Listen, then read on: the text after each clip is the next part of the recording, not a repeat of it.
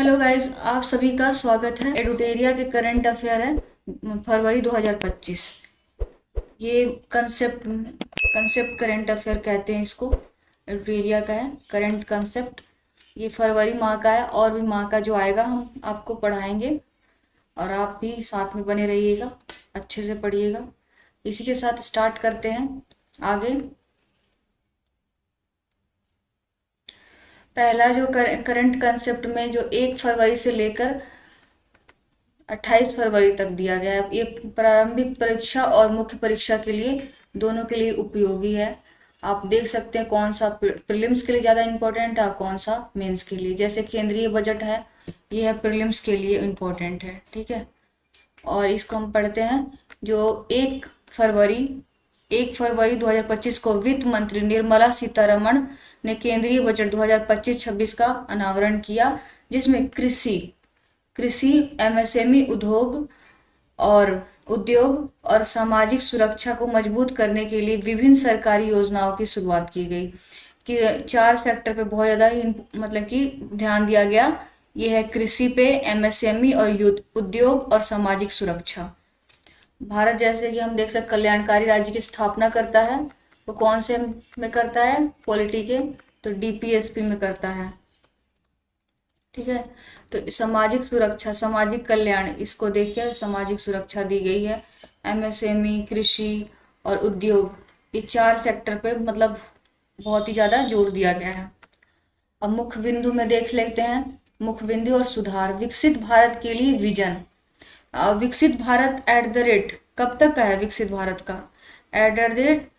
@2047, ठीक है, 2047 तक विकसित भारत का लक्ष्य है। और विकसित भारत के लिए विजन कैसे है? तो केंद्रीय बजट 2025-26 में विकसित भारत को प्राप्त करने के लिए 6 मुख्य सिद्धांत का रूपरेखा दी गई है। पहला तो शून्य गरीबी एसडीजी गोल नंबर कितना है? 1 है, ठीक है। एसडीजी 1 है। सभी के लिए गुणवत्तापूर्ण शिक्षा। फिर है सस्ती उच्च गुणवत्ता वाली व्यापक स्वास्थ्य सेवाएं तक, ठीक है। अब शिक्षा किस में है, कौन सी एसडीजी में है, ये आप कमेंट सेक्शन में दीजिएगा। और सस्ती उच्च गुणवत्ता वाली व्यापक स्वास्थ्य सेवा तक पहुंच, ये भी मतलब हेल्थ के बारे में बताया गया है, ये भी एसडीजी में है। फिर सार्थक रोजगार के लिए 100% कुशल कार्यबल, ये भी एसडीजी में है।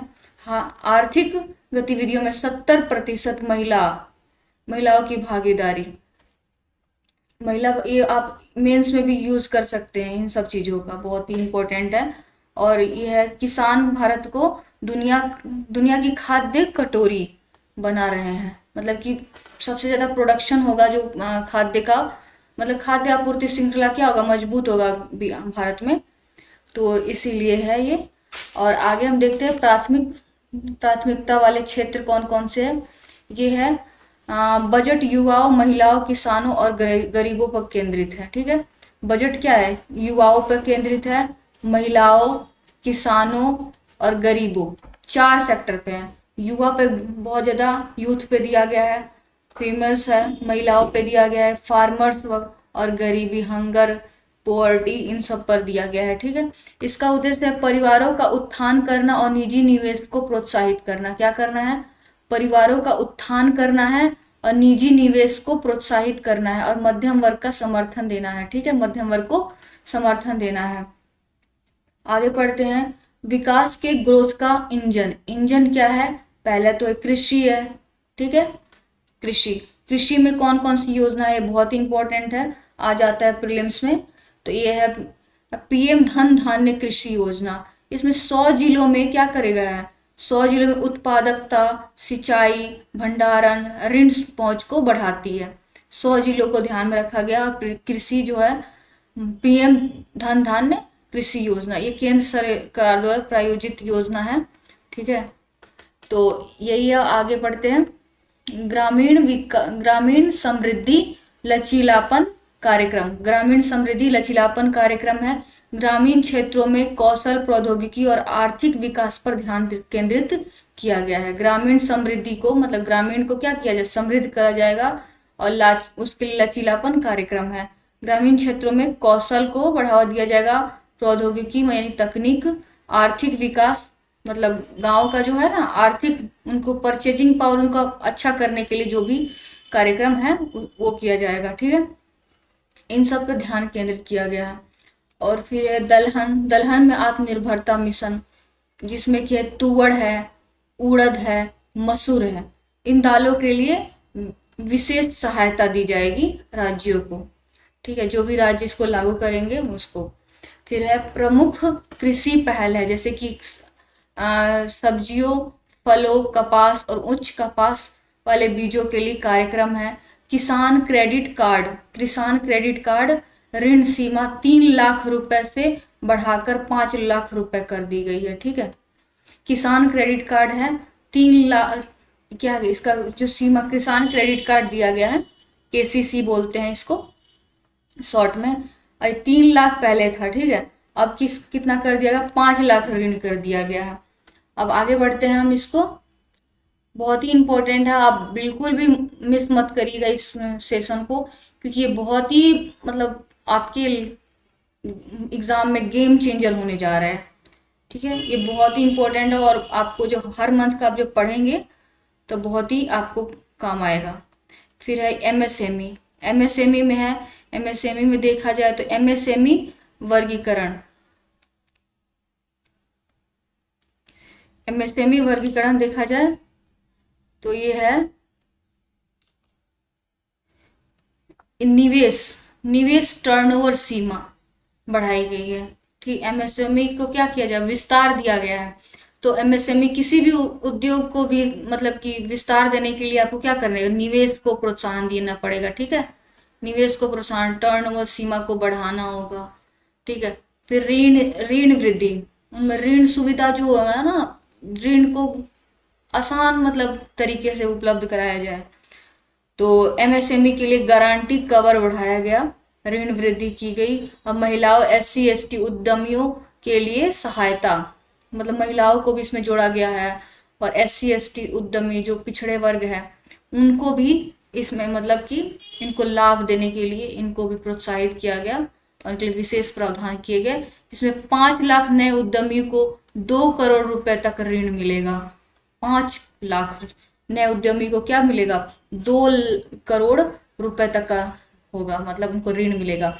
Make in India, make in India पहल है, घरेलू उत्पादन को बढ़ावा देने के लिए राष्ट्रीय विनिर्माण मिशन है। मेक इन इंडिया मतलब घरेलू उत्पादन को बढ़ावा मिलेगा, मतलब कि घर मतलब भारत के ही सीमा में क्या किया जाएगा, मैन्युफैक्चरिंग मतलब हब खोले जाएंगे, जिससे क्या होगा, मेक इन पहल को क्या बढ़ावा मिलेगा। और है इसमें हमने क्या पढ़ा, कृषि, पहला पॉइंट क्या पढ़ा, कृषि में पढ़ा। कृषि में क्या पढ़ा हमने, पीएम धन धान्य योजना पढ़ा, फिर उसके बाद केसीसी पढ़ा। ठीक है, आप इसको एक पॉइंट में लिख लीजिएगा क्या क्या पढ़ा, उसमें क्या था, इसमें क्या था, 3 लाख से करके 5 लाख कर दिया गया था। और पढ़ते हैं आगे, निवेश, निवेश, निवेश पढ़ने से पहले थोड़ा सा मिटा लेते हैं, बहुत हौच पौच हो गया है। फिर है, हाँ वो क्या, इतना तो काम चले जाए। निवेश, निवेश में क्या है, निवेश किस में बात करी गई है, तो शिक्षा और कौशल में। जो आप जानते हैं कि लिटरेसी रेट इंडिया में कितना ही कम है और शिक्षित उससे भी ज्यादा है, शिक्षित लोग बहुत कम है। तो स्कूलों में 50,000 टिकरिंग अटल टिकरिंग लैब खोले जाएंगे। ठीक है, जो ग्रामीण स्कूलों और स्वास्थ्य केंद्रों के लिए भारत नेट ब्रॉडबैंड होगा। ठीक है, और डिजिटल भारतीय भाषा में पुस्तकों को उपलब्ध कराने के लिए भारतीय भाषा पुस्तक योजना, भारतीय भाषा पुस्तक योजना ये चलाई गई है। तो डिजिटल रूप में मतलब जैसे पीडीएफ के रूप में उनको पुस्तक उपलब्ध कराए जाएंगे, जो बच्चे आसानी से उसको एक्सेस कर पाएंगे और पढ़ेंगे। और ग्रामीण स्कूलों में स्वास्थ्य केंद्रों के लिए भारत नेट ब्रॉडबैंड और अटल टिकरिंग लैब स्टार्ट किए जाएंगे। मतलब इन सब का उद्देश्य क्या है, शिक्षा को बढ़ावा देना और कौशल को क्या करना, इनहेंस करना। फिर अगला देखते हैं बुनियादी ढांचा। बुनियादी ढांचा में देखा जाए तो कि एक अर्थव्यवस्था, बुनियादी ढांचा और अर्थव्यवस्था। बुनियादी ढांचा में देखा जाए तो अर्थव्यवस्था है, पूंजीगत व्यय, पूंजीगत व्यय का मतलब ये होता है कि हम जो पूंजी व्यय करते हैं, ठीक है, तो उसको पूंजीगत व्यय, और पूंजीगत लाभ, जो पूंजी व्यय करके हम जो लाभ कमाते हैं उसको पूंजीगत लाभ बोलते हैं। इस पूंजीगत व्यय यानी कि जो खर्च किया हमने, तो 1.5 लाख करोड़, ठीक है, इसमें बुनियादी ढांचा में, और ये 10 लाख करोड़ का पुनर्निवेश करने के लिए परिसंपत्ति मुद्रीकरण योजना है, ठीक है, परिसंपत्ति मुद्रीकरण योजना, कहते हैं ना मुद्रीकरण, तो ये क्या रेलवे का क्या किया गया, मुद्रीकरण किया गया। तो इसका मतलब यही होता है कि मतलब बेचना, और उसको कुछ, उसको जैसे कोई भी चीज है वो खराब हो गई है, तो उसको उसको आप अगर प्राइवेट सेक्टर को बेच देते हैं, ठीक है, प्राइवेट सेक्टर को बेच देते हैं तो प्राइवेट सेक्टर खरीदेगी, जितना भी दाम पे उनका वो डिसाइड करेंगे। फिर क्या होगा, ये जो खराब हो गई है तो प्राइवेट सेक्टर लेगी, उसका रिनोवेशन कराएगी, ठीक है, और उसमें बहुत सारे इंफ्रास्ट्रक्चर का विकास करेगी। फिर उसके बाद वो क्या हो जाएगा, कुछ साल के लिए होगा इनके पास, तो फिर गवर्नमेंट की भी रहेगी। तो उससे गवर्नमेंट को क्या मिलेगा, पैसा मिलेगा, बेचेगी तो, और उसका यूज हम करेंगे कहीं अच्छा जगह, जैसे इंफ्रास्ट्रक्चर बनवा लिया, ठीक है, या फिर कुछ और करवा लिया, बहुत सारी चीजें हैं। तो ये ऐसे मतलब एक पैसे कमाने का जरिया है, और प्राइवेट सेक्टर उसमें अच्छा से निवेश करती है, और मतलब पैसे कमाती है, उस टैक्स देती है, मतलब अच्छा है, कह भी सकते हैं, बुरा भी है अच्छा भी है। अब इस पे कुछ ज़्यादा टिप्पणी नहीं करूंगी मैं। पूंजीगत व्यय के लिए कितना है, 1.5 लाख करोड़, ठीक है, 10 लाख करोड़ रुपए का पुनर्निवेश करने के लिए परिसंपत्ति मुद्रीकरण योजना लाई गई है। और जल जीवन मिशन को 2028 तक क्या किया, बढ़ाया गया है। जल जीवन मिशन याद रखिएगा कब तक बढ़ाया गया, 2028 तक बढ़ाया गया। अब नवाचार की बात करें हैं तो नवाचार में देखें तो नवाचार तो अनुसंधान और विकास, अनुसंधान और विकास देखा जाए, तो अनुसंधान और विकास नवाचार के लिए 20,000 करोड़ रुपए, शहरी योजना के लिए राष्ट्रीय भूस्थानिक मिशन, भूस्थानिक मिशन रहे, शहरी योजना के लिए राष्ट्रीय भूस्थानिक मिशन, और नवाचार और विकास R&D तथा नवाचार के लिए कितना, 20,000 करोड़। तो ये है, आगे बढ़ते हैं। निर्यात के संदर्भ में देखा जाए तो निर्यात में है निर्यात संवर्धन मिशन, निर्यात संवर्धन मिशन है, यह MSME को वैश्विक बाजार तक पहुंच प्रदान करेगा, ठीक है, निर्यात संवर्धन MSME को क्या करेगा, वैश्विक बाजार तक, क्या मार्केट तक, क्या इसको क्या करेगा, पहुंच को सुनिश्चित करेगा, मतलब आसान पहुंच करेगा, इसका मतलब। फिर है भारत ट्रेड नेट, भारत दस्तावेजीकरण और वित्तीय समाधानों के लिए एक एकीकृत डिजिटल प्लेटफॉर्म है। घरेलू विनिर्माण को बढ़ावा देना, इलेक्ट्रॉनिक्स और उद्योग के 4.0 के लिए समर्थन है।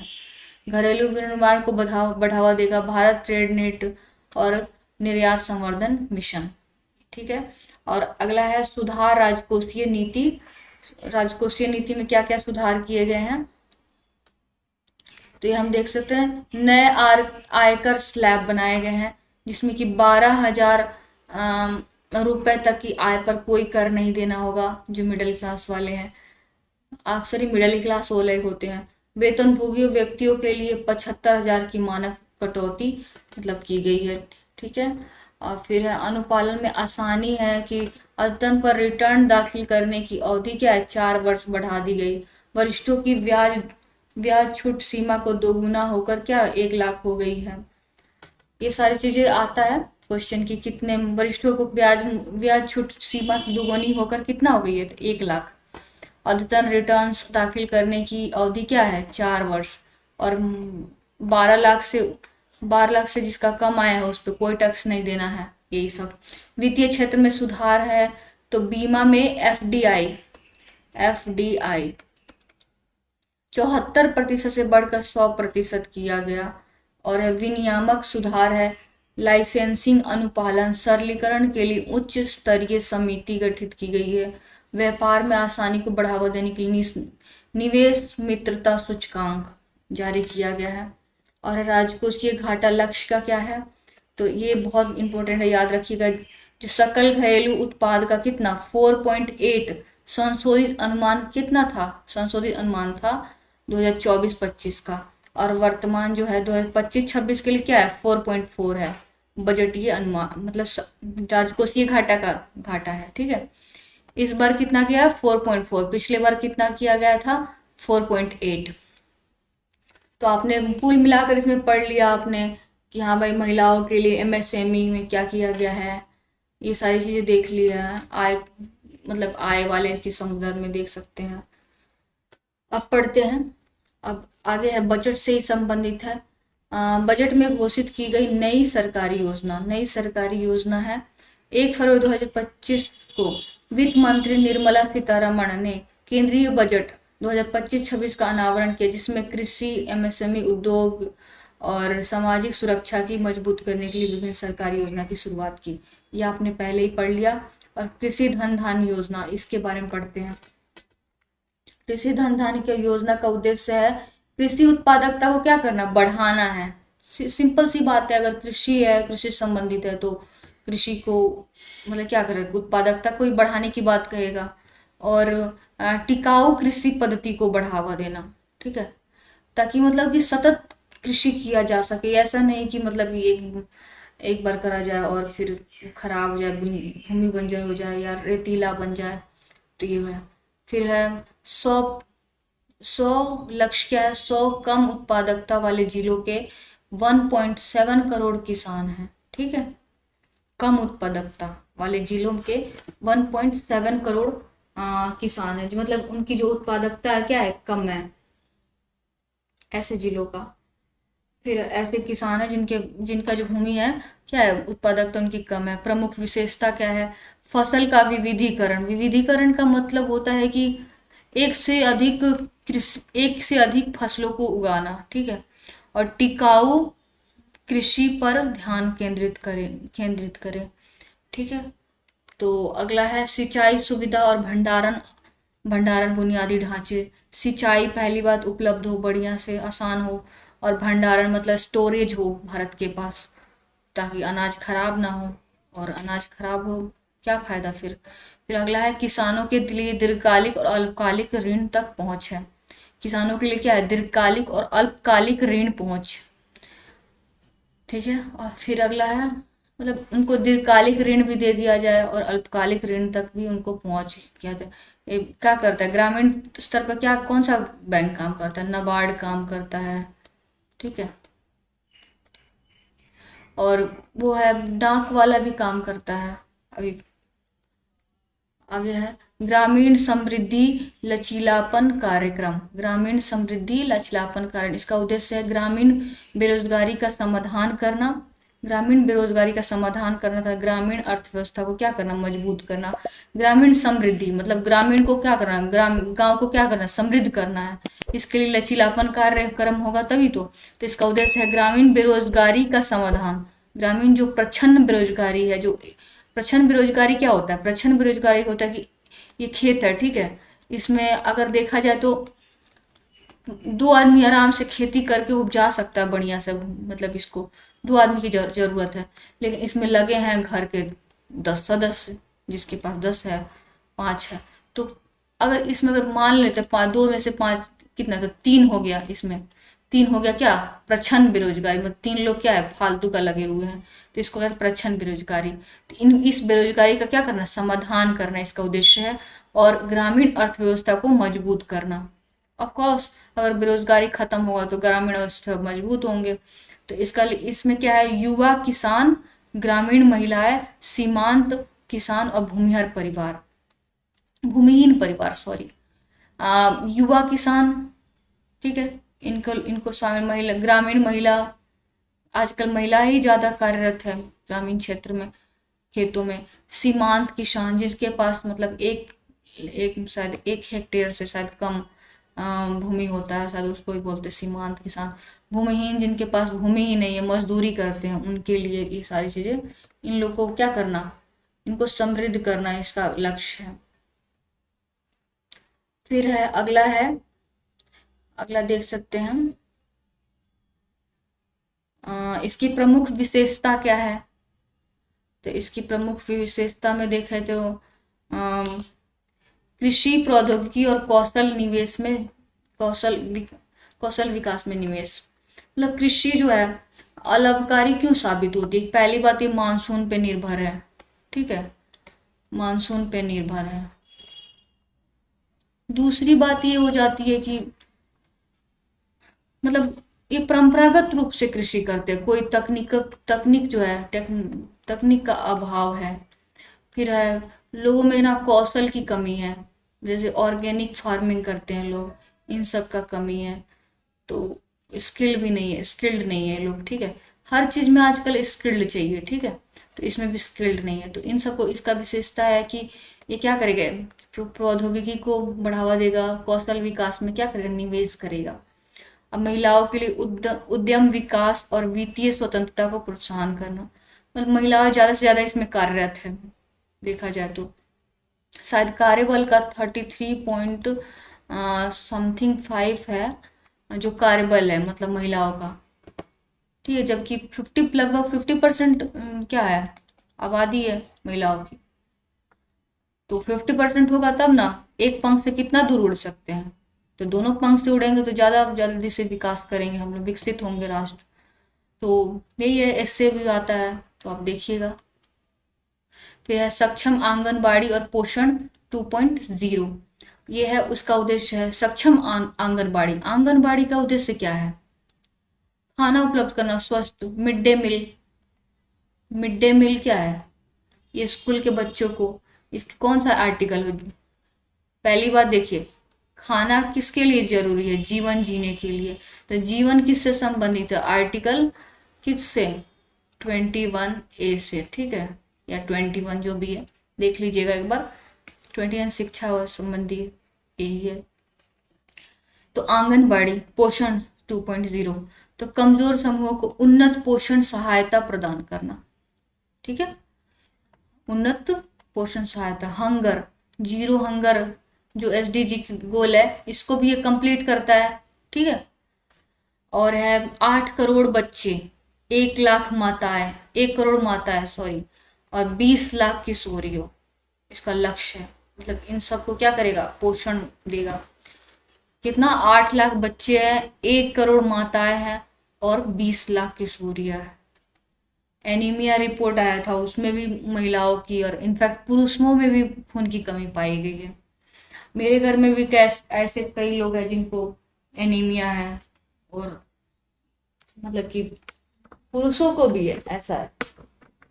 आजकल लोग का खान पान, रहन सहन सब उनके स्वास्थ्य को इफेक्ट कर डाल रहा है। फिर आगे बढ़ते हैं, प्रमुख विशेषताएं। महत्वाकांक्षी जिलों में पोषण कार्यक्रम के वित्त पोषण में सुधार, इसका अलग मतलब विशेषता है। और है अगला है भारतीय भाषा पुस्तक मेला। अब भारतीय भाषा का मतलब क्या है? भारत की भाषा जो 8वीं अनुसूची में जितने भाषा है, कितने भाषा है, 22 भाषा है, ठीक है। उनमें उन सब भाषाओं में क्या करना है, पुस्तक को उपलब्ध कराना है। भारतीय भाषा पुस्तक योजना, इसका अर्थ क्षेत्रीय भारतीय भाषाओं में शिक्षा को बढ़ावा देना है, ठीक है। जैसे क्षेत्रीय भाषा भोजपुरी हो गया, मैथिली हो गया, मगही हो गया, बहुत सारी चीजें बिहार की बता रही हूँ मैं। और मतलब बिहार में तो बहुत सारी भाषाएं हैं, और देखा जाए तो और भी है, और भी राज्यों का होगा इनफैक्ट, तो लोगों का, और कुछ का हिंदी होता है, हरियाणवी होता है। मतलब ऐसे इन सब भाषाओं में क्या करना है, शिक्षा को उपलब्ध कराना है। वैसे तो मूल रूप से कितने भाषा, 22 भाषा है, किसने अनुसूची में लिखा गया है, आप देखिएगा एक बार, ठीक है। फिर है प्रमुख विशेषताएं, बेहतर शिक्षाएं के लिए क्षेत्रीय भाषाओं में डिजिटल पुस्तकों का विकास करना है, ठीक है। डिजिटल पुस्तकों का विकास होगा, इससे क्या फायदा हो सकता है? पहला ये हो जाएगा कि कागज जो है पेड़ से बनता है, तो पर्यावरण के अनुकूल हो जाएगा, ठीक है। दूसरा ये हो जाएगा, एक्सेस करना आसान हो जाएगा, एक्सेस करना आसान हो जाएगा। तीसरा हो जाएगा कि बच्चों को ज़्यादा मतलब मनी जो है, मतलब वो नहीं करना पड़ेगा। और पोर्टेबल होगा, मतलब एक फ़ोन लिया उसमें पोर्टेबल होगा, बहुत ही इजीली पोर्टेबल मतलब कर सकते हैं, कहीं भी एक्सेस कर सकते हैं। और भी बहुत सारी चीज़ें हैं, और फिर कहीं भी पढ़ सकते हैं, ये सारी चीज़ें हैं। फिर है गिग वर्कर्स। गिग वर्कर्स जो असंगठित क्षेत्र से, जो असंगठित, गिग वर्कर्स कौन हो गए, जो स्विगी जोमेटो इन सब में क्या करते हैं, डिलीवरी बॉय के रूप में काम करते हैं, या फिर जो चाट वाला भैया हो गया या फिर कोई भी मतलब ठेला पे जो भी काम करते हैं स्वतंत्र रूप से, उनको क्या कहते हैं, गिग वर्कर्स कहते हैं। या फिर गोलगप्पे वाला हो गया, जो भी है, तो ये उनको क्या करते हैं, इनको इनके लिए सामाजिक सुरक्षा योजना देना है, ठीक है, सामाजिक सुरक्षा देना है। इसके लिए उद्देश्य क्या है, ऑनलाइन प्लेटफॉर्म पर श्रमिकों की सामाजिक सुरक्षा लाभ प्रदान है। ऑनलाइन प्लेटफॉर्म पे इनको भी क्या करें, सामाजिक सुरक्षा मिल सके, जैसे कि और को मिलते हैं, जैसे कि स्वास्थ्य सुविधा मिलते हैं, और उनकी एक आईडी होती है, उनका एक पंजीकरण होता है, उन्हें मतलब बहुत सारी चीज़ें दी जाती है, ऋण मिल जाते हैं आसानी से, लेकिन इनको नहीं मिल पाती उतनी अच्छे से सही से। तो वो सारी चीज़ें, उनको सुविधा है, उनको भी सामाजिक सुरक्षा देना है, इसका उद्देश्य है। तो ये है विशेषता है ई श्रम पोर्टल। ई श्रम पोर्टल जो है, ये माध्यम से गिग श्रमिकों के लिए पंजीकरण और आईडी कार्ड देगा, ठीक है इनको। और पीएम जन आरोग्य योजना, पीएम जन आरोग्य एक केंद्र प्रायोजित योजना है के तहत राष्ट्र स्वास्थ्य देखभाल कवरेज। पीएम जन आरोग्य योजना बहुत अच्छी योजना है, इनको भी क्या मिलेगा, एक स्टेबिलिटी मिलेगी और इनको पहचान मिलेगा। और इनफैक्ट गिग वर्कर्स से बहुत ज़्यादा मतलब पैसे जनरेट होते हैं, और आजकल तो बढ़ रहे हैं, लोकल फॉर वोकल प्रधानमंत्री जी बोलते रहते हैं। फिर आगे देखते हैं स्वामी फंड। स्वामी फंड टू, स्वामी फंड टू उद्देश्य है रुकी हुई आवास परियोजना को पूरा करके मध्यम आय वाले व्यक्तियों को सहायता प्रदान करना, ठीक है, रुकी हुई क्या आवास परियोजना को पूरा करके मध्यम आय वाले परिवारों को सहायता प्रदान करना। इसका क्या है, 1 लाख आवास इकाइयाँ, जैसे पीएम आवास योजना है, तो क्या करता है, वो भी तो आवास को उपलब्ध करवाता है, तो वही है रुकी हुई आवास परियोजना जो है उसको क्या करना है, इसका उद्देश्य क्या है, उस मतलब मध्यम आय वाले परिवारों को क्या करना है, आवास प्रदान करना है। और इसका लक्ष्य है 1 लाख आवास इकाइयों को क्या करना है, इसका लक्ष्य है। और प्रमुख विशेष संकटग्रस्त आवास परियोजना को पुनर्जीवित करने के लिए 15,000 करोड़ का कोष तैयार किया गया है।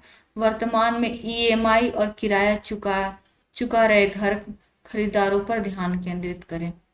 फिर वर्तमान में चल रही सुधारों में, परियोजना में सुधार है, दालों में आत्मनिर्भरता, पता है आपको, दाल उत्पादन में आत्मनिर्भरता प्राप्त करना इसका उद्देश्य है। और ये 6 वर्षीय मिशन का लक्ष्य है उड़द, तुवर और मसूर, इन 3 दालों पे बोल देगा कि इन 3 दाल कौन कौन से दाल का उल्लेख नहीं है बजट में। 6 वर्षीय मिशन है जिसमें उड़द है, मसूर है और तुअर है, ठीक है। आगे बढ़ते हैं,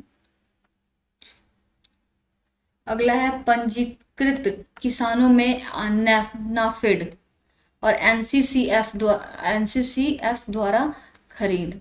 पंजीकृत किसानों से नाफेड और एनसीसीएफ द्वारा खरीद।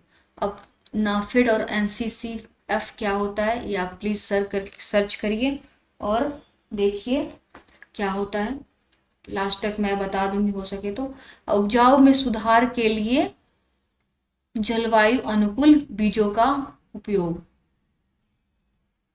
उपजाऊ में क्या करना है, सुधार के लिए क्या जलवायु अनुकूल बीजों का उपयोग करना है।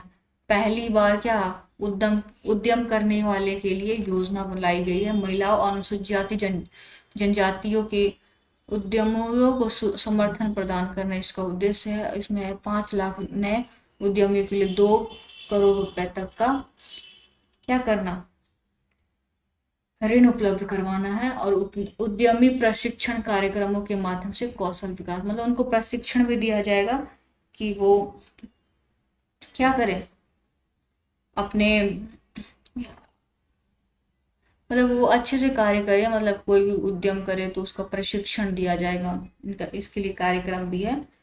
और देखा जाए तो नाफेड के बारे में हम बता देते हैं आपको, क्या है नाफेड का फुल फॉर्म क्या है। इन नाफेड का फुल फॉर्म जो है national agriculture cooperative marketing federalism of India limited. ये क्या है, is a central cooperative organisation.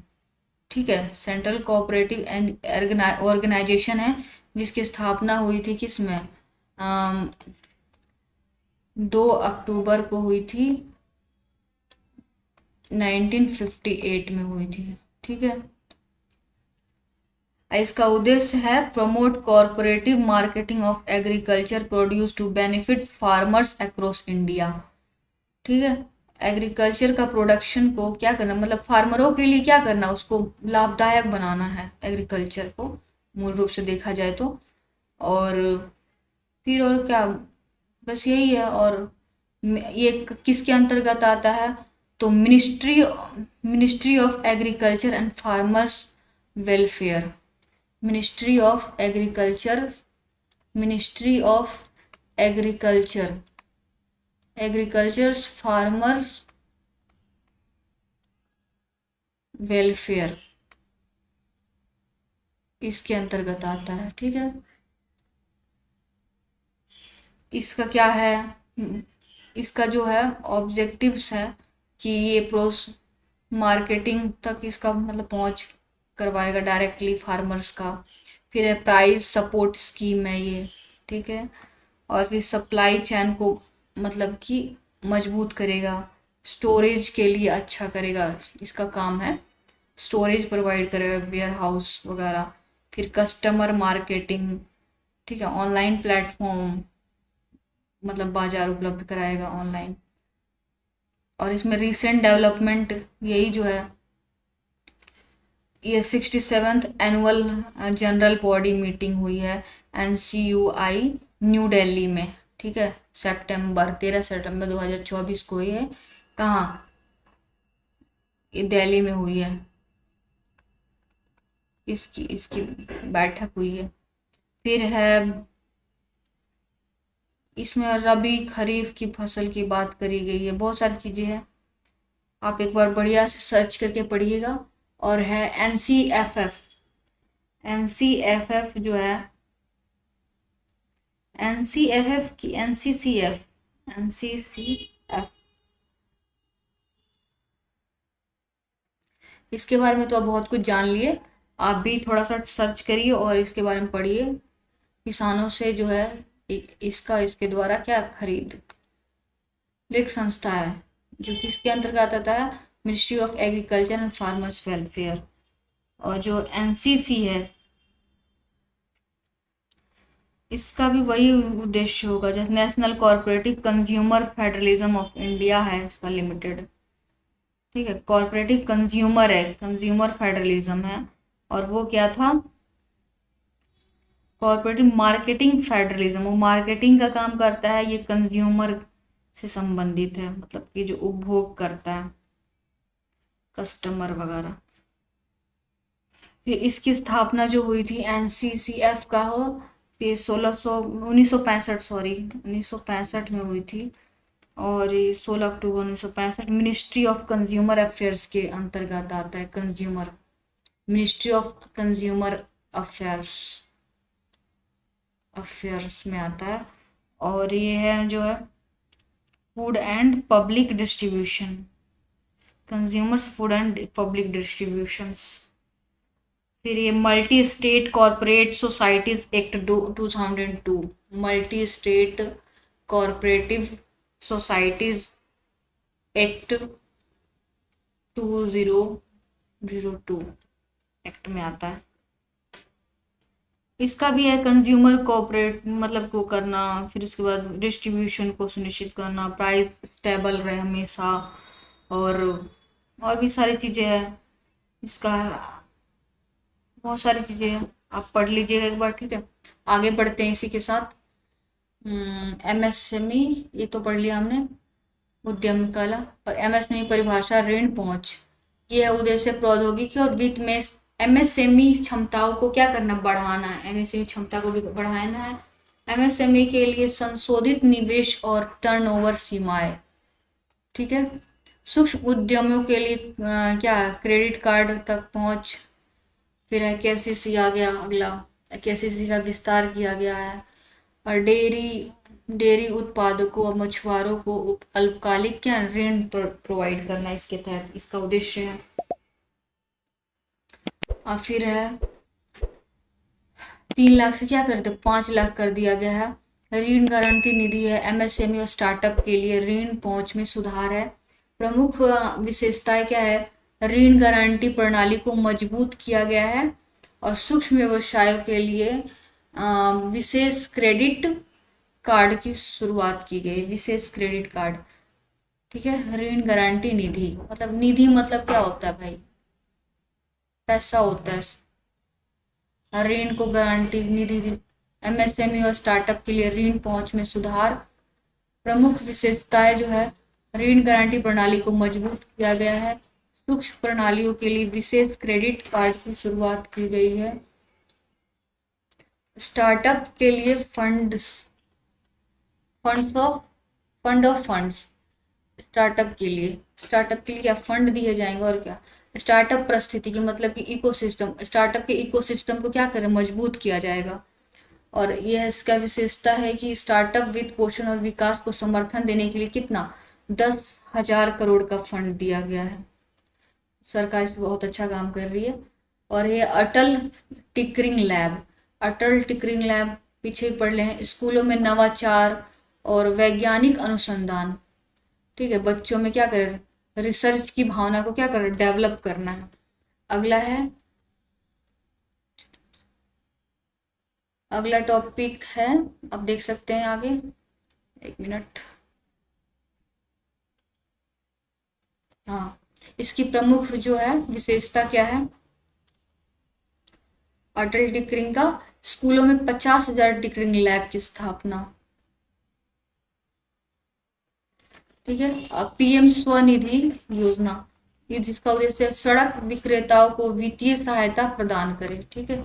Svanidhi योजना, पीएम सड़क विक्रेताओं को क्या करना है, वित्तीय सहायता प्रदान करने। इसका प्रमुख है विक्रेताओं के लिए ऋण सुविधाओं और यूपीआई लिंक्ड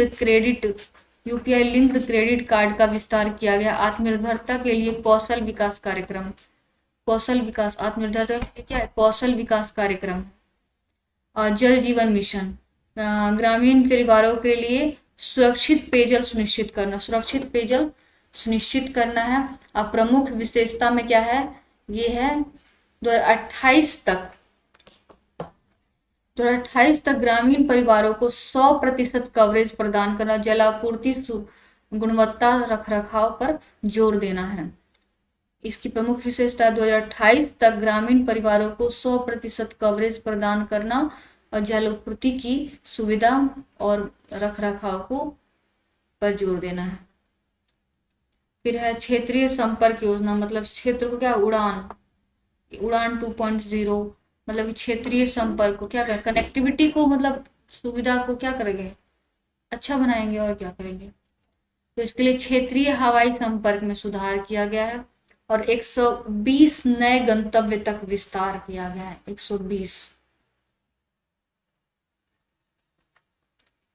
120 क्या नए गंतव्य तक विस्तार है, मतलब 120 नए मतलब वो किए गए संपर्क, यातायात को बढ़ाएगा। ये क्या करेगा, ग्रामीण क्षेत्रों में छोटे हवाई अड्डों और हेलीपैडों का विकास किया जाएगा। मतलब कि इसका उद्देश्य क्या है, पहली बात कि हाँ भाई, पहले जो 10 घंटा लगता था अब 5 घंटा लगेगा या 2 घंटा लगेगा, ऐसे मतलब यातायात को क्या करना, और भी मजबूत करना और बहुत ही कम समय में मतलब रास्ता को तय करने के लिए ये है, ठीक है। PM research fellowship, PM research ये उन्नत तकनीकी क्षेत्रों में अनुसंधान को प्रोत्साहित करे। प्रमुख विशेषता है आईआईएससी और क्या है आईआईईटी है, सॉरी, के लिए वित्तीय सहायता में वृद्धि के लिए 10,000 फेलोशिप, इसका विशेषता है 10,000 फेलोशिप दिया गया।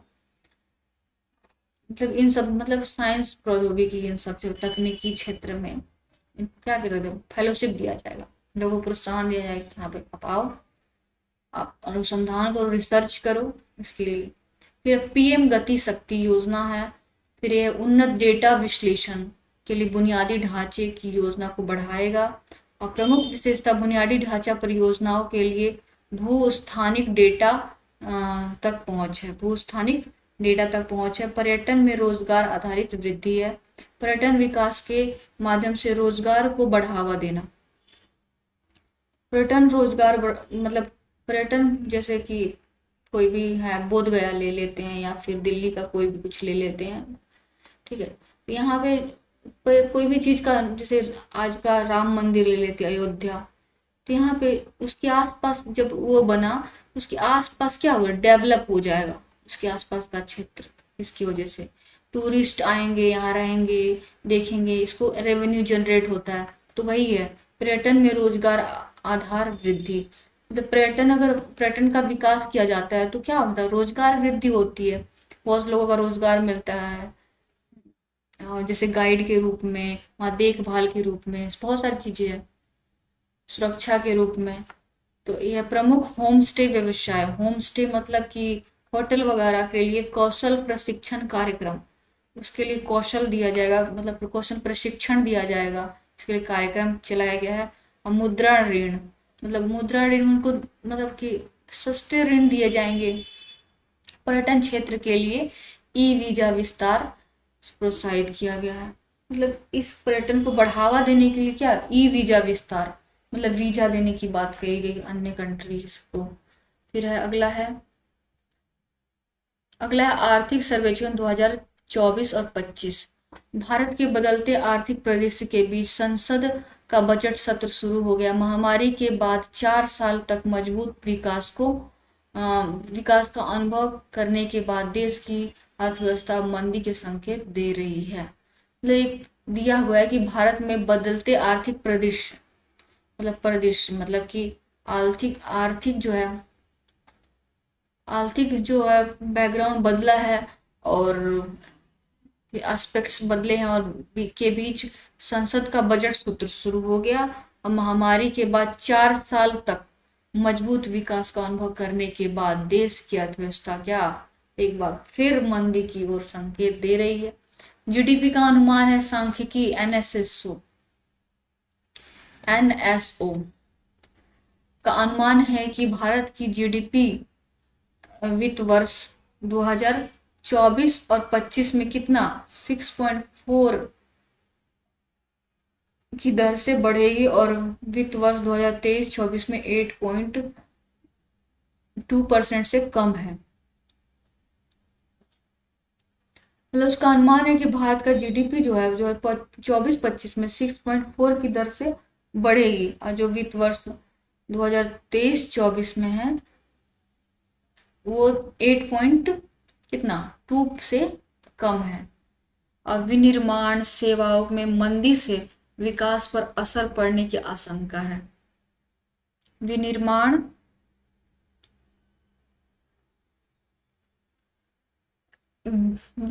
सेवाओं में मंदी से विकास पर असर पड़ने की आशंका है। पहली 6 माही में 6% की वृद्धि का अनुमान है तथा लक्ष्यों को पूरा करने के लिए दूसरी 6 माही में 6.8% की वृद्धि की आवश्यकता होगी।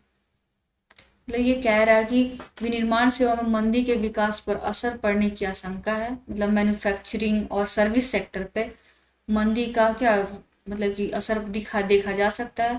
पहली 6 माही में कितना अनुमान है, 6% का, ठीक है।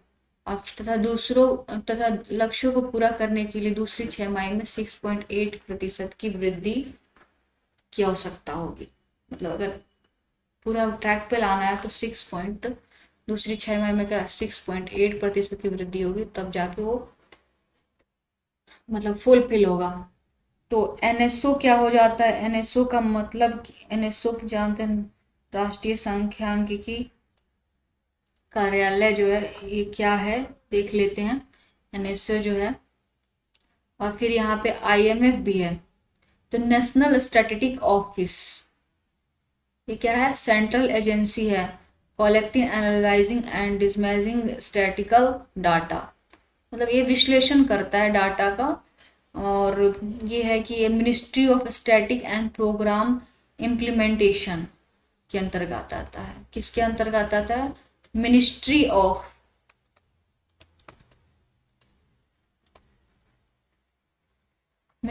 Of static and programme implementation के अंतर्गत आता है जो है। ये इसका स्टेबलाइज्ड कब हुआ था?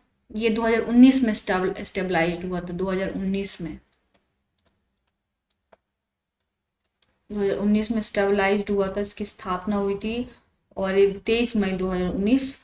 और सेंट्रल स्टैटिक ऑफिस जो है सीएसओ, मतलब नेशनल सैंपल सर्वे ऑफिस, ठीक है, एनएसएसओ। मतलब ये दो है, दो एजेंसी है, ये जो है ना मर्ज हो गया है। जैसे सेंट्रल, पहले सीएसओ प्लस एनएसएसओ मर्ज होके क्या बन गया? एनएसओ बन गया, ठीक।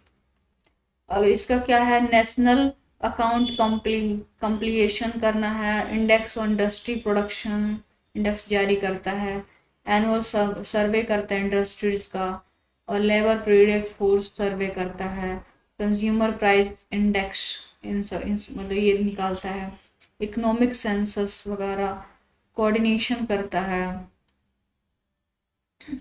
मतलब nodal agency developing and maintaining statistical standards, यही वगैरह है।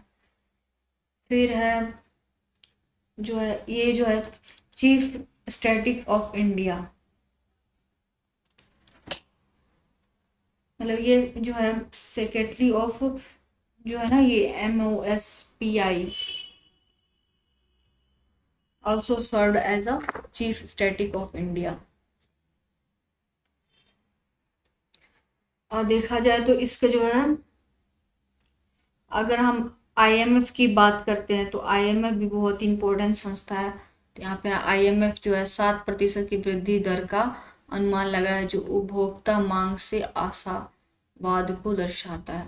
उपभोक्ता मतलब कि जो हम जैसे उपभोग करते हैं, कस्टमर्स है, कंज्यूमर्स है, उनके मांग पर डिपेंड करेगा कि कितनी प्रतिशत वृद्धि होगी। तो आईएमएफ की जो स्थापना हुई थी, आईएमएफ के जो स्थापना हुई थी वो हुई थी कि कब? ये हुई थी 1944 ब्रेटन वुड्स कॉन्फ्रेंस में। ब्रेटन वुड्स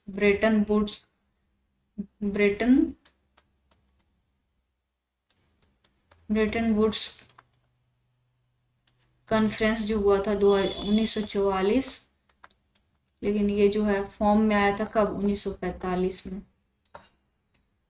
इसका हेडक्वार्टर वाशिंगटन डीसी में है। और फिर उसके बाद है, इसमें लगभग 190 से प्लस कंट्रीज शामिल है, बहुत सारी चीज़ें हैं। और ये इसका फिर जो है इंटरनेशनल मॉनेटरी फंड, इसका मतलब आईएमएफ इंटरनेशनल मॉनेटरी फंड, इसका मतलब कि फुल फॉर्म है जो global financial institute stabilise to promote international monetary corporation and ensure economic stability worldwide. मतलब क्या करता है ये? क्या करता है? प्रमोट करता है किसको? इंटरनेशनल मॉनेटरी कॉर्पोरेशन, मौद्रिक पॉलिसी को क्या करता है? उसको वो करता है, और इंश्योर करता है इकोनॉमिक क्या वर्ल्ड वाइड पूरे देश में स्टेबलाइज रहे। फिर है इतना ही नहीं, ये इसका मेन ऑब्जेक्टिव है यही सब जो इंश्योर कर स्टेबिलिटी, फैसिलिटेट इंटरनेशनल ट्रेड के बारे में वगैरह वगैरह। तो इसने ही निकाला है क्या? ये निकाला है कि जो है 7% की दर का अनुमान लगाया है उपभोक्ता मांग आशावाद को, मतलब ये है कि दर्शा रहा है। आगे बढ़ते हैं। मुद्रा वैश्विक जोखिम, मुद्रा मुद्रास्फीति वैश्विक जोखिम, खाद्य मुद्रास्फीति चिंता का विषय बनी हुई है, जो आपूर्ति श्रृंखला व्यवधानों और प्रतिकूल मौसम के कारण 7.5 से बढ़कर 8.4 हो गई है। अखाद्य मुद्रास्फीति मतलब कि हमारे पास 5 kg अनाज है, ठीक है, और इसमें कितना है, 100 लोग मांगने के लिए, मतलब खरीदने के लिए, ठीक है, तो क्या होगा, डिमांड ज्यादा है तो क्या हो जाएगा, मुद्रा, इसको ये क्या कह रहे हैं, मुद्रा खाद्य, खाद्य का क्या प्राइस बढ़ जाएगा, तो इसको खाद्य मुद्रास्फीति कहते हैं। और भाई बस इतना ही समझिए आप। फिर खाद्य मुद्रास्फीति चिंता का विषय बन गया है, मतलब कि क्या है, डिमांड ज्यादा है और सप्लाई कम है, तो आपूर्ति श्रृंखला व्यवधान और प्रतिकूल मौसम के कारण 7.5 से बढ़कर कितना हो गया है, 8.4 हो गई है।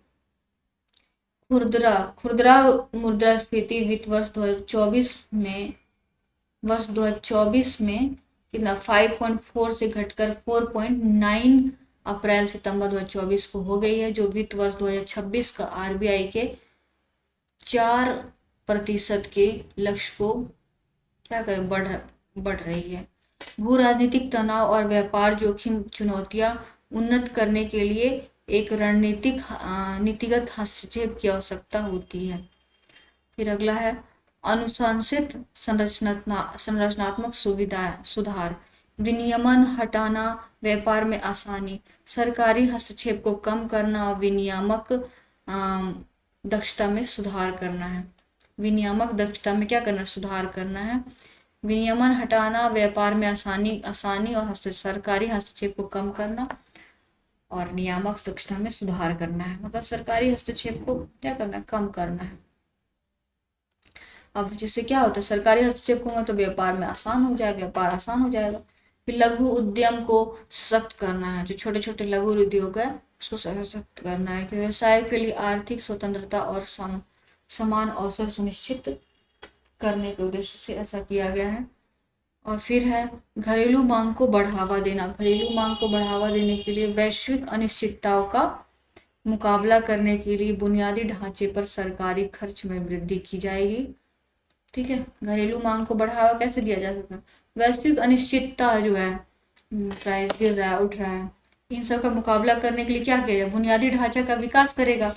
अब बुनियादी ढांचा कौन करेगा, सरकार करेगा, सरकार इसके के लिए सरकारी खर्च बढ़ेगी, तो मतलब पूंजीगत व्यय क्या करे, बढ़ जाएगी। फिर अगला है चीन ने कृत्रिम सूर्य संलयन, संलयन मतलब होता है कि जैसे कि देखिए हीलियम है, ठीक है, ये H2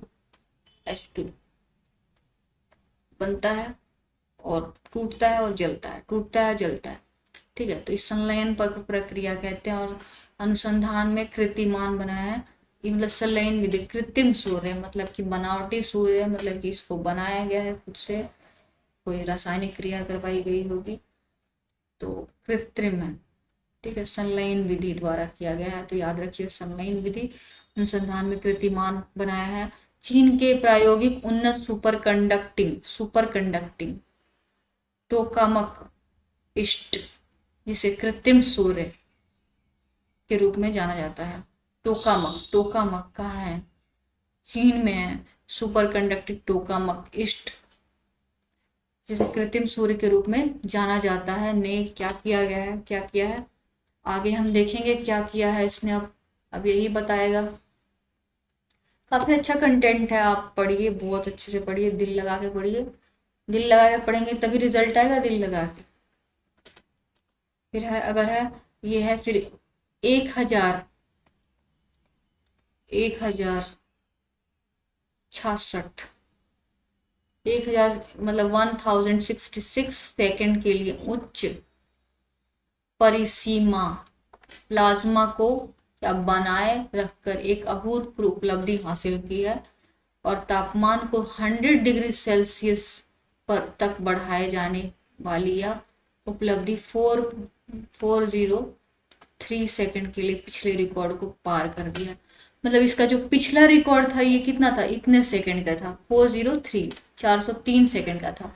अब कितना हो गया है, इसका अपने पहले रिकॉर्ड को क्या करे, तोड़ दिया है और 1066 सेकंड तक ये जला है। कितना, 100 मिलियन डिग्री सेल्सियस तक बढ़ाने वाली यह उपलब्धि। ठीक है। फिर इष्ट परियोजना का अवलोकन है। इष्ट परियोजना का, इष्ट जो है सूर्य से संबंधित है। बोल देगा कि इष्ट परियोजना किस देश से संबंधित है, तो ये बोल देगा चीन से बोलना। ठीक है। इष्ट परियोजना किससे संबंधित है, चीन से संबंधित है।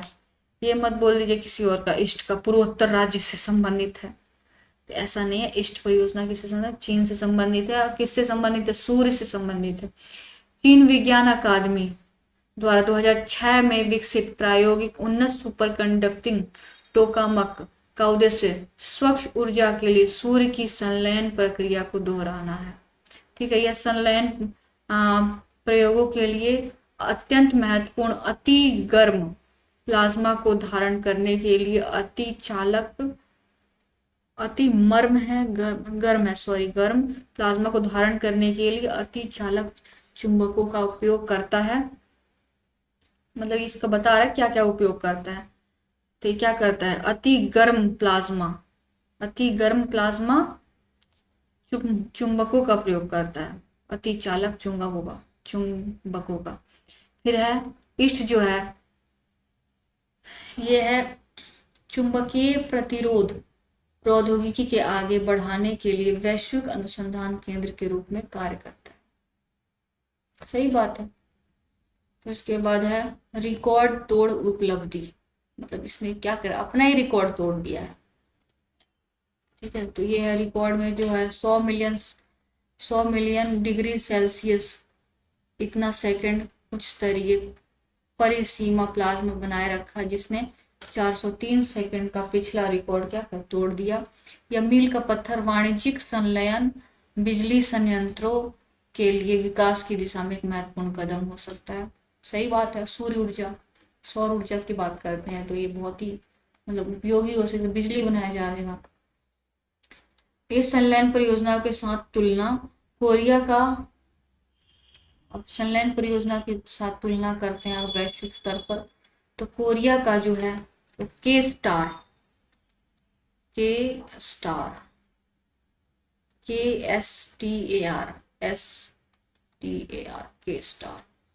के मतलब कोरिया, स्टार मतलब तारा यानी कि सूर्य, प्लाज्मा को 20 सेकंड के लिए 100 मिलियन डिग्री सेल्सियस पर रखा 2020 में। 20 सेकंड, ओनली 20 सेकंड, सोचिए। अब चीन कहाँ है, कितना इससे दूर है। फिर फ्रांस का क्या है,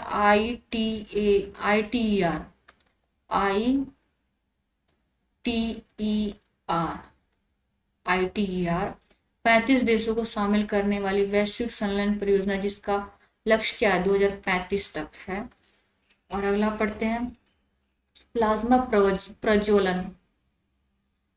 प्रज्वलन इस पे काम करता है। अति चालक चुंबकीय का प्रयोग है इसमें, सारी ध्यान रखिएगा, ये पूछ लेता है।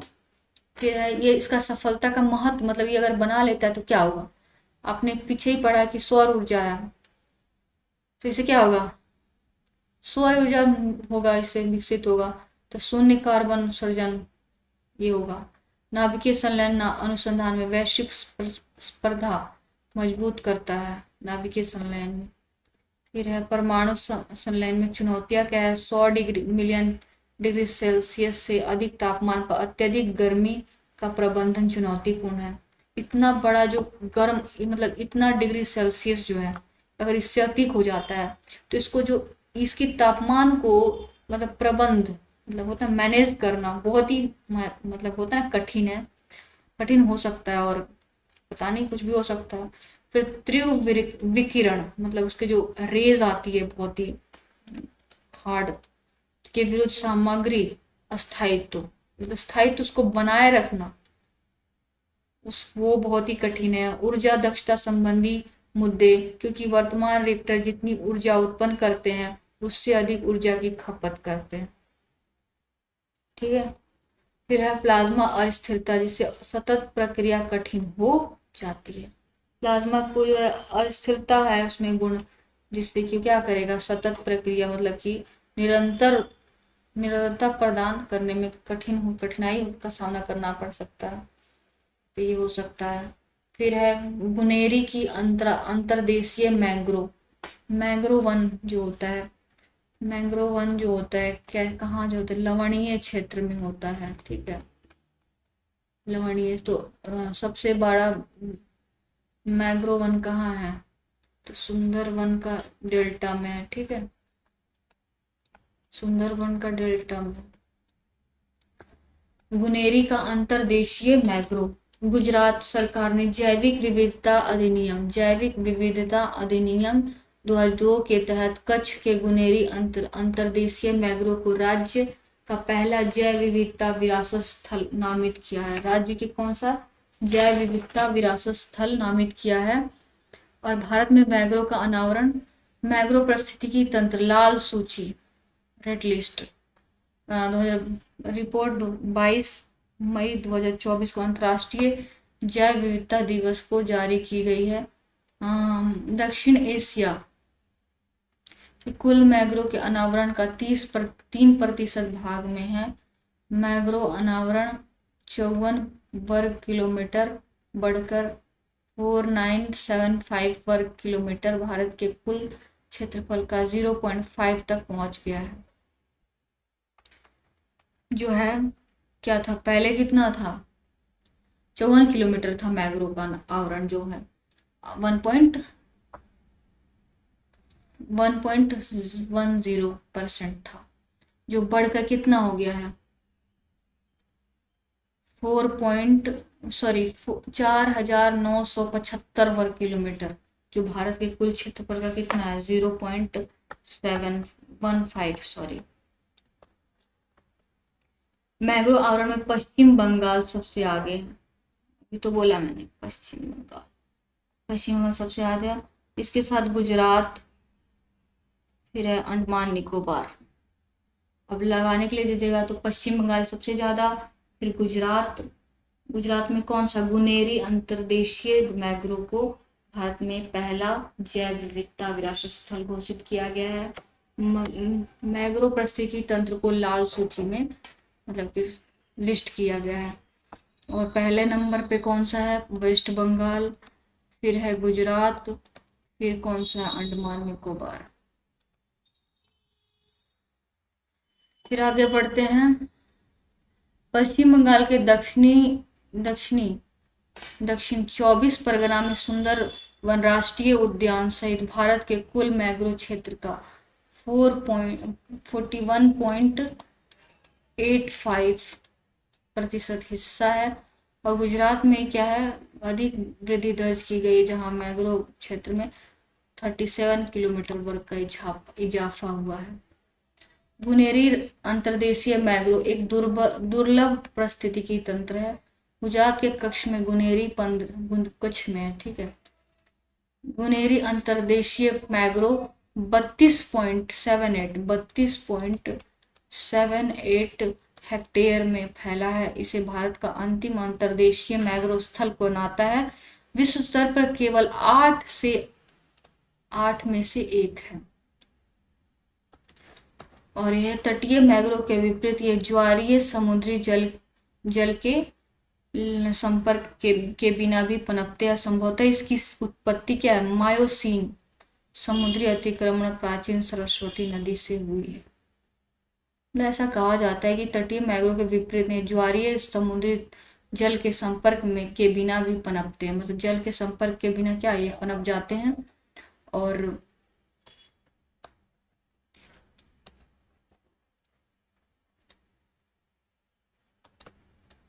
और ये है क्या बोलते हैं इसको, मायोसीन उत्पत्ति जो है, मायोसीन समुद्री अतिक्रमण और सरस्वती नदी के क्या, सरस्वती नदी से हुई है। फिर पढ़ सकते हैं हम भौगोलिक विशेषता। भौगोलिक परिस्थिति की विशेषता है, ये अरब सागर से 45 किलोमीटर दूरी, ठीक है, कोरी क्रिक, ये विवाद भी है, ठीक है, इसको विवाद में पाकिस्तान और क्या बोलते हैं, जो कोरी क्रिक इधर ही है कहीं, इधर इधर ये छोटा सा है, कच्छ के क्षेत्र के पास पास है। तो ये कोरी क्रीक के पास है भूभाग है।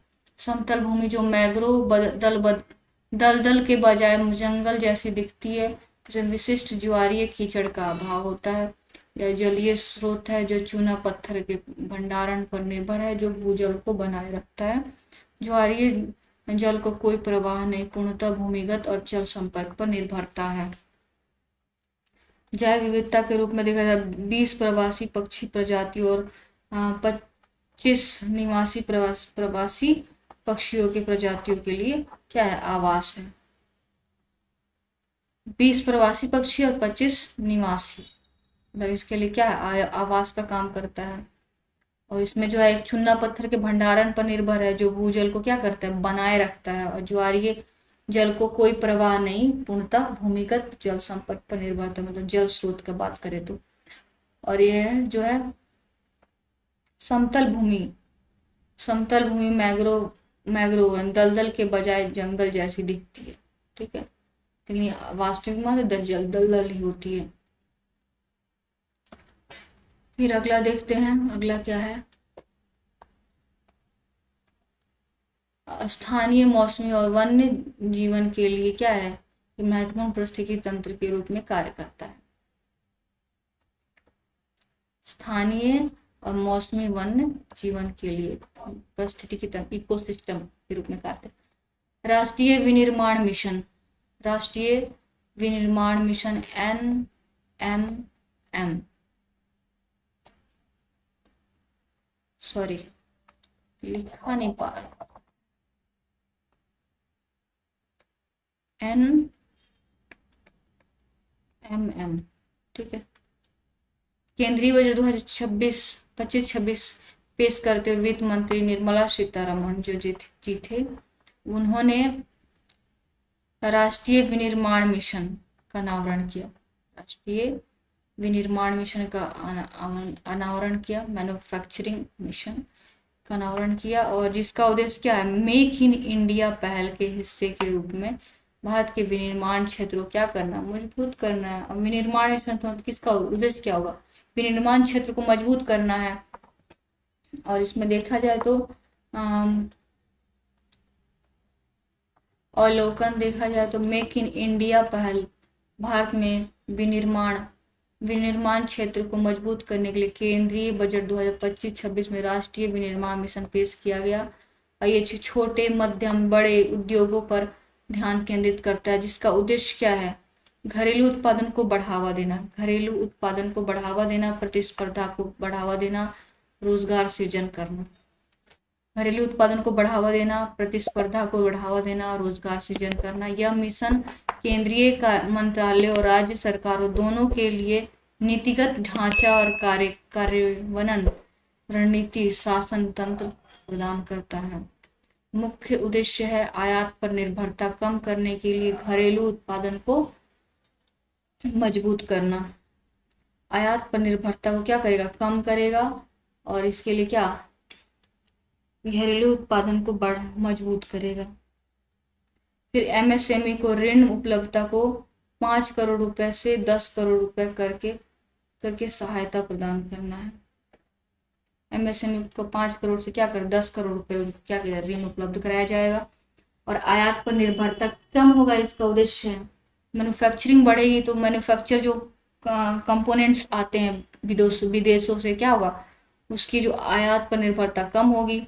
स्वच्छ तकनीक विनिर्माण को प्रोत्साहित करना, और PV सेल, EV बैटरी, पवन टरबाइन, उच्च वोल्टेज ट्रांसमिशन उपकरणों पर ध्यान केंद्रित करना है। फिर अगला है मुख्य विशेषताएं और महत्व इसका क्या हो सकता है। तो मुख्य विशेषताएं में देखा जाए तो ये हो सकता है औद्योगिक अवसंरचना और आपूर्ति श्रृंखला, मतलब अगर हम विनिर्माण क्षेत्र को बढ़ावा देते हैं, हमारे पास मैन्युफैक्चरिंग हब बनता है, तो क्या हो जाएगा, औद्योगिक जो क्षेत्र है उसको कंपोनेंट्स मिल जाएंगे इजीली, तो क्या हो जाएगा, औद्योगिक अवसंरचना क्या होगा, उसका इकोसिस्टम और भी मजबूत हो जाएगा। और आपूर्ति श्रृंखला मतलब इसका पहुंच क्या होता है, अच्छा होगा। आपूर्ति श्रृंखला लचीलापन बढ़ाने के लिए विनिर्माण क्लस्टरों की स्थापना, विनिर्माण क्लस्टरों की क्या हो जाएगी, स्थापना होगी। और है खिलौनों के लिए, खिलौनों के लिए क्या, खिलौनों के लिए राष्ट्रीय कार्य योजना। इसका उद्देश्य है भारत को खिलौना विनिर्माण के लिए वैश्विक केंद्र के रूप में स्थापित करना है, वैश्विक केंद्र। फुटवियर चमड़ा उद्योग योजना, फुटवियर चमड़ा उद्योग योजना, इसमें 22 लाख नौकरियां पैदा होने और निर्यात को बढ़ावा मिलने की संभावना है। फुटवियर चमड़ा उद्योग में 22 लाख, ये क्या है, जो चमड़ा उद्योग है, ये फुटवियर, ये है क्या है, मतलब कि श्रम प्रधान है, ठीक है। विनिर्माण मैन्युफैक्चरिंग, इसमें क्या है, श्रम प्रधान है, तो श्रम ज्यादा लगेगा, या फिर मशीन भी होगा, मशीन भी होगा मैन्युफैक्चर में, लेकिन श्रम भी होगा। खिलौनों के लिए है राष्ट्रीय कार्य, इसमें भी ये भी श्रम प्रधान है, वैश्विक केंद्र के रूप में स्थापित करेगा भारत को।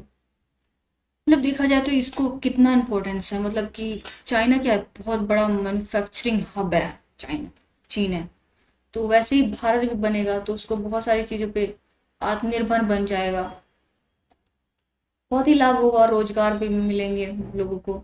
खाद्य प्रसंस्करण, कृषि विकास, खाद्य प्रसंस्करण मतलब कि फूड को क्या करना, जैसे कि चिप्स वगैरह हो गए, क्या किया, प्रसंस्कृत किए जाते हैं इसको, ठीक है। और कृषि विकास, मूल्यवर्धित खाद्य प्रसंस्करण के माध्यम से किसानों को आय बढ़ाने के लिए बिहार में खाद्य प्रौद्योगिकी संस्थान की स्थापना, बिहार में कही गई है, खाद्य प्रौद्योगिकी संस्थान की स्थापना कही गई है, बहुत अच्छी बात है।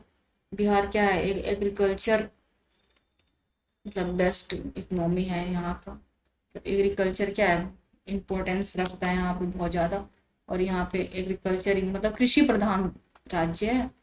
तो बस इतना ही कहना था, आगे बढ़ते हैं। राष्ट्रीय विनिर्माण नीति NMP, राष्ट्रीय विनिर्माण नीति में NMP जो है, ये भारत के विनिर्माण क्षेत्र में विकास को गति देने के लिए 2011 में राष्ट्रीय विनिर्माण नीति शुरू की गई है। इसका लक्ष्य जो है GDP में इस क्षेत्र के योगदान को क्या करना, 25% तक बढ़ाना और एक दशक के भीतर 100 मिलियन नौकरियां पैदा करना। समझा, मतलब GDP योगदान में क्या करेगा, 25% तक बढ़ाना है GDP में इसका योगदान, और क्या करना है, इसके 100 मिलियन नौकरियों को पैदा करना है। और है इस नीति का प्रमुख घटक जो है राष्ट्रीय निवेश और विनिर्माण क्षेत्र की स्थापना, जिसे निवेश आकर्षित करने और औद्योगिक उत्पादकता बढ़ाने के लिए डिजाइन किया गया है। नीति तकनीकी उन्नति, कौशल विकास, सतत विकास पर भी जोर देती है, जिससे उद्योगों को वित्तीय लाभ, बुनियादी ढांचा समर्थन मिलता है। इस नीति का प्रमुख घटक राष्ट्रीय निवेश विनिर्माण क्षेत्र की स्थापना, जिसे निवेश आकर्षित करने और औद्योगिक उत्पादकता को क्या करेगा, बढ़ाने के लिए डिजाइन किया गया है। और तकनीकी नीति तकनीकी उन्नति और कौशल विकास और सतत विकास पर भी जोर देती है, जिससे उद्योगों को वित्तीय लाभ और बुनियादी ढांचे का क्या होगा, विकास होगा। प्रमुख फोकस क्षेत्रों में व्यापार करने में आसानी होगी, श्रम और कानून सुधार करना है, निर्यात विस्तार करना है, भारत को अग्रणी विनिर्माण केंद्र के रूप में क्या करना, स्थापित करना, वैश्विक प्रतिस्पर्धा को मजबूत करना शामिल है। मतलब इसका फोकस क्षेत्र है कि पहली बार व्यापार करने में आसानी हो जाएगी, फिर श्रम कानून सुधार होगा, मतलब श्रमिक जो है उनसे संबंधित कानून सुधार होगा, निर्यात में क्या होगा, विस्तार होगा, जब भारत ज्यादा आपको मतलब मैन्युफैक्चर्ड करने लग जाएगा तो निर्यात भी कर सकता है। भारत को अग्रणी विनिर्माण केंद्र के रूप में स्थापित करना है, मतलब कि चाइना की तरह, और इसके लिए वैश्विक प्रतिस्पर्धा को क्या करना, मजबूत करना शामिल है। इसके साथ ही हम देखते हैं भारत की भाषा पुस्तक योजना, ये पूरा घुमा फिरा के कई चीज पूछा है। भाषा पुस्तक योजना, तो इसका देखा जाए तो ये केंद्रीय बजट 2025-26 में वित्त मंत्री श्रीमती निर्मला सीतारमण जी ने भारतीय पुस्तक योजना शुरू करने की घोषणा की, जिसका उद्देश्य क्या है पहले ही बता दिया है, भारतीय भाषाओं में डिजिटल पाठ्य पुस्तकें उपलब्ध कराना। इस पहल का उद्देश्य है क्षेत्रीय भाषाओं बढ़ावा देना, गुणवत्तापूर्ण शिक्षा तक पहुंच बढ़ाना, डिजिटल प्लेटफॉर्मों के माध्यम से बहुमुखी मतलब बहुभाषी शिक्षा को समर्थन करना।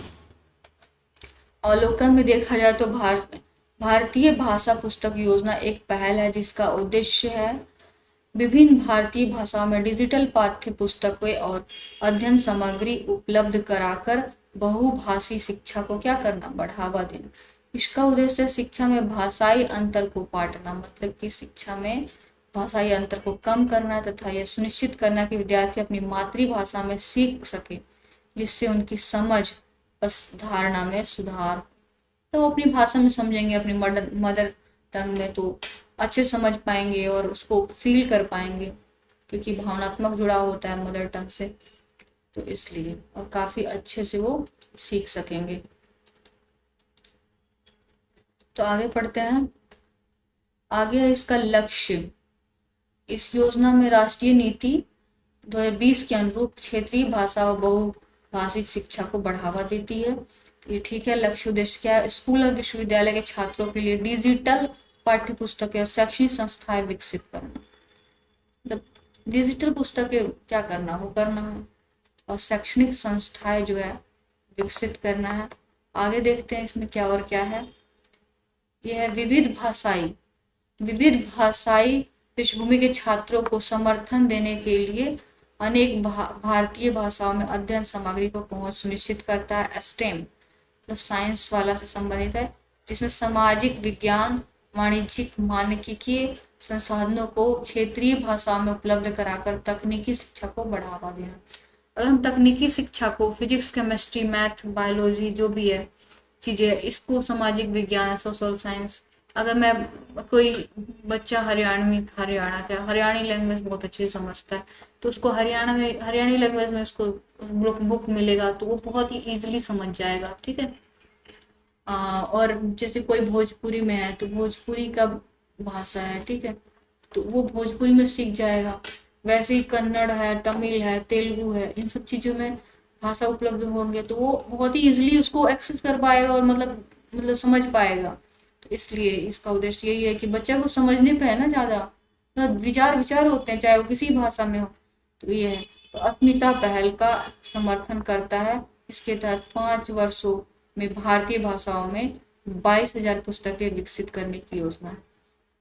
मतलब अस्मिता योजना क्या करता है, मतलब बढ़ावा देता है, मतलब उसको समर्थन करता है। अस्मिता योजना के तहत ये है ना कि भारतीय भाषाओं में 22,000 पुस्तकें विकसित मतलब करनी है, मतलब छापनी है। तो इतने सारे बच्चे लैंग्वेज पढ़ेंगे तो क्या करेंगे, वो अपनी अपनी लैंग्वेज में, कई लोग साहित्यकार निकलेंगे तो वैसे पुस्तकें निकलेंगी, बहुत सारी चीजें।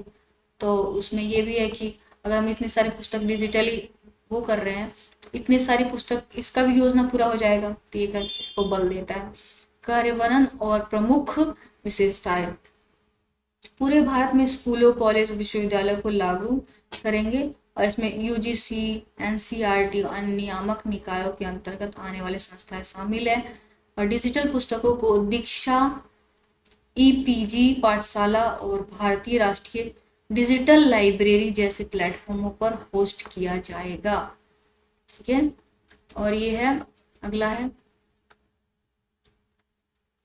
एआई आधारित अनुवाद आवाज सहायता। एआई आधारित अनुवाद आवाज सहायता प्राप्त शिक्षण व्यक्तिगत अध्ययन सामग्री को सक्षमता प्रदान करेंगे। दूसरा राष्ट्रीय जीन बैंक। अब जीन बैंक जो है, जीन को क्या करेगा, बैंक में संरक्षित करेगा, ठीक है। बैंक में इसके लिए बैंक बना दिया है कि भाई जैसे आप अपना पैसा को मतलब रखते हो वैसे जीन को भी रख दो, कुछ पैसे देकर हमें। ये बस बिजनेस आइडिया है। इसमें देखते हैं क्या है। केंद्रीय बजट, सरकार ने विशेष प्रावधान के केंद्रीय बजट 2025-26 में वित्त मंत्री जी ने भारत में दूसरे राष्ट्रीय जीन बैंक की स्थापना की योजना का अनावरण किया है। इस पहल का उद्देश्य क्या है? आनुवांशिक विविधता को संरक्षित करना और स्वदेशी पौधों और पशु पक्षियों की सुरक्षा करना, देश के कृषि और जैव विविधता संरक्षण प्रयासों को मजबूत करना।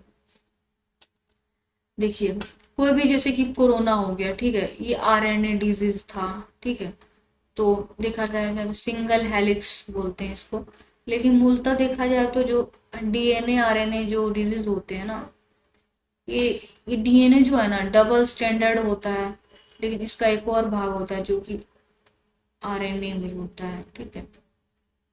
तो इस पढ़ेंगे आप, बहुत ऊपर का कंसेप्ट है ये कि डीएसआरएनए होता है ऐसे कुछ। तो जो भी है आरएनए जो है ना बहुत ही परिवर्तन करता है खुद में, ठीक है, और आनुवांशिक जो होते हैं ये चीजें परिवर्तित नहीं करते हैं, लेकिन करते हैं, पहले ही आरएनए के रूप में करते हैं खुद को, फिर आरएनए फिर करते रहता है अपना परिवर्तित। तो क्या है ना, मतलब लोगों के जीन को मॉडिफाई, जैसे होता है ना कि जीन आधारित जितने सारी बीमारियां हैं, जैसे कीमोथेरेपी की बात की जाती है या जीन थेरेपी की बात करी जाती है, या फिर कहीं जेनेटिकल डिजीज हो जाते हैं किसी को, तो क्या करेगा ये आनुवांशिक विविधता को क्या कर संरक्षित करेगा, मतलब किसकी कौन सी विविधता है इसको संरक्षित करेगा। ये चाहे पौधे की हो जाए, जंतु की हो जाए, या कोई प्रजाति है जो कि मतलब लुप्त प्राय है, उसको बचाया जा सकता है इसके तहत, उसके जीन को संरक्षित करके। कृषि से संबंधित हो गया है, जैव विविधता संरक्षण आदि सब, मतलब मनुष्य से लेकर सब चीज जो भी मतलब लुप्त हो सकता है या फिर कोई करवाना चाहे। ठीक है, आगे बढ़ते हैं। प्रथम जीन बैंक जो है, प्रथम, पहला तो ये दूसरा स्टार्ट करा गया है, ठीक है, अभी फिलहाल 2025 और 26 में, याद रखिएगा। राष्ट्रीय कृषि अनुसंधान परिषद, राष्ट्रीय पादप अनुसंधान संस्थान ब्यूरो, राष्ट्रीय पादप अनुवांशिक अनुवांशिक संसाधन ब्यूरो है, ICAR NBPGR की राष्ट्रीय पादप अनुवांशिक संसाधन ब्यूरो, नई दिल्ली में सब 1996 में स्थापित की गई प्रथम राष्ट्रीय जीन बैंक जैव विविधता संरक्षण सुनिश्चित करने तथा पादप अनुवांशिक संसाधनों के संरक्षण के लिए क्या है, भारत की प्राथमिक सुविधा प्रदान करती है। अगला देखते हैं क्या है। महत्वपूर्ण कार्यों में देखा जाए तो ये है, महत्वपूर्ण कार्यों में देखा जाए तो ये फसल जन द्रव्य के संग्रहण और भंडारण के लिए 12 क्षेत्रीय स्टेशन संचालित करता है। प्रजनन और अनुसंधान के लिए 15 जनवरी 2025 तक 0.47 मिलियन प्रवेश उपलब्ध होंगे। 4 संरक्षण विधियों का उपयोग करता है, जिसमें बीज जीन बैंक जो -18 डिग्री सेल्सियस दीर्घकालिक बीज भंडारण, ठीक है, ये दीर्घकालिक के लिए होता है, जो 18 डिग्री सेल्सियस पे मतलब संरक्षित किया जाता है। और ये जो है बीज जीन बैंक कहते हैं इसको। फिर है क्रायोजेनिक बैंक, क्रायोजेनिक जेन बैंक, मतलब क्रायोजेनिक मतलब होता है ये जो बहुत ही ठंडा, मतलब न्यूनतम तापमान, इसका है 170 डिग्री सेल्सियस से 196 डिग्री सेल्सियस पर हो सकता है। तरल नाइट्रोजन में पौधों के उत्तकों को संरक्षित किया जाता है, मतलब N2 जो है तरल हो, उसमें क्या पौधों के क्या उत्तकों को संरक्षित करता है। और इन विट्रो जीन बैंक जो है 25 डिग्री सेल्सियस नियंत्रित वातावरण में पौधों की संस्कृति को बनाए रखता है, ठीक है। In vitro gene bank 25 degree Celsius नियंत्रित वातावरण में पौधों की संस्कृति, मतलब कि उसके प्रजनन क्षमता को क्या कर बनाए रखता है, संस्कृति है, मतलब उसके जो गुण वगैरह है। फिर है फील्ड जीन बैंक, प्रजनन और अनुसंधान के लिए जीवित पौधों को संरक्षण करता है। मतलब ये देखा जाए तो मूल रूप से पौधों के लिए देखा जाए तो लिखा गया है पहला वाला जो था, ठीक है। पहला वाला क्या था, जीन जो था, पहला राष्ट्रीय जीन बैंक था, वो पौधों से संबंधित था और अनाज, बाजरा, फलियां, तिलहन, सब्जियों सहित विविध फसलों को सुरक्षा करता है। अगर दूसरा जीन बैंक की बात करें तो ये है, दूसरा जीन बैंक 10 लाख से अधिक जर्म प्लाज्मा लाइनों को संग्रहित करके भारत की आनुवंशिक संरक्षण क्षमता को बढ़ाने के लिए डिजाइन किया गया है। यह पहले जीन बैंक के लिए एक पूरक सुविधा के रूप में काम करेगी। ठीक है, इसका विशेषता है भारत की सबसे बड़ी आनुवंशिक आनुवंशिक संरक्षण सुविधा भंडारण को 0.74 मिलियन से अधिक बढ़ा रही है। मतलब भारत की सबसे बड़ी आनुवंशिक संरक्षण सुविधा भंडारण को 0.747 मिलियन से अधिक बढ़ा रही है। मतलब जो पहला था 0.47 मिलियन से अधिक, इसको क्या करें, मतलब इसको और विस्तार दे रही है। और आवास क्षति और अति दोहन के कारण होने वाले आनुवंशिक क्षरण को रोकता है। क्या करेगा ये? आवास क्षति मतलब कई कई प्रजातियों का मतलब पेड़ काट दिए जाते हैं तो कई लोग का आवास क्षति होता है उसका, फिर अति दोहन होता है उनका, उसके कारण आनुवंशिक जो है क्षरण होता है, उनको क्या रोकता है उसको।